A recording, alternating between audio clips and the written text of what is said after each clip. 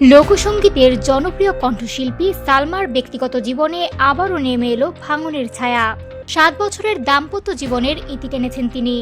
আইনজীবী সানাউল্লাহ নূর সাগরের সঙ্গে সালমার দ্বিতীয় সংসারও ভেঙে গেছে বলে নিশ্চিত হওয়া গেছে।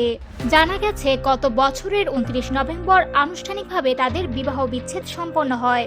দীর্ঘদিন ধরেই এই দম্পতির দাম্পত্য জীবনে অশান্তির গুঞ্জন শোনা যাচ্ছিল, তবে এতদিন বিষয়টি প্রকাশ্যে আসেনি। অবশেষে মঙ্গলবার অর্থাৎ ৩০ ডিসেম্বর নিজেই সামাজিক যোগাযোগ মাধ্যমে দেওয়া এক পোস্টে বিচ্ছেদের বিষয়টি নিশ্চিত করেন সানাউল্লাহ নূর সাগর। বিচ্ছেদের খবর প্রকাশ্যে আসার পরপরই সামাজিক মাধ্যমে আলোচনার কেন্দ্রবিন্দুতে চলে আসেন সালমা।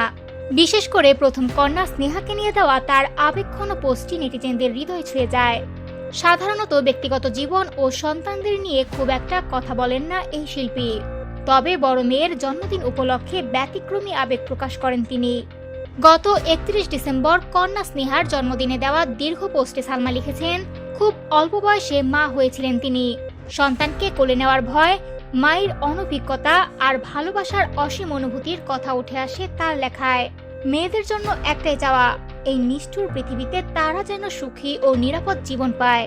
সালমা আরও লেখেন, মেয়েরা যেন নিজেদের এমনভাবে গড়ে তোলে যাতে ভবিষ্যতে কেউ তাদের ক্ষতি করতে না পারে। মা বাবা চিরদিন পাশে থাকবে না, এই বাস্তবতা মনে রেখেই সন্তানদের আলোর মানুষ হয়ে ওঠার দোয়া করেন তিনি। উল্লেখ্য, ২০১১ সালে পারিবারিকভাবে দিনাজপুর ৬ আসনের সাবেক সংসদ সদস্য শিবলি সাদিকের সঙ্গে সালমার প্রথম বিয়ে হয়।